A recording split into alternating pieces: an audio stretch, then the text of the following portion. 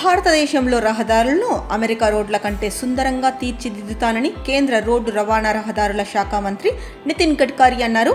America ధనిక దేశం కాబట్టి అక్కడి రోడ్లు బాగా ఉండటం కాదు, అమెరికా రోడ్లు బాగున్నందున అది ధనిక దేశం అయ్యిందని ఓ సందర్భంలో జాన్ ఎఫ్ కెనడీ వ్యాఖ్యానించినట్లు నితిన్ గడ్కరీ అన్నారు. రాబోయే 2 ఏళ్లలో దేశంలోని అన్ని జాతీయ రహదారులు అమెరికా కంటే అద్భుతంగా ఉంటాయని హామీ ఇచ్చారు.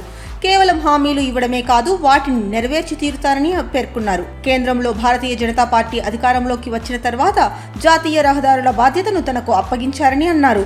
గత 11 ఏళ్లలో దేశవ్యాప్తంగా అనేక రోడ్లు, ఫ్లైఓవర్లు, వంతెనలు నిర్మించామని తెలిపారు. గత ప్రభుత్వ పాలనలో భారతదేశ రోడ్లపై గుంతలే ఎక్కువగా ఉంటాయని విదేశీయులు ఎగతాళి చేసేవారని అన్నారు.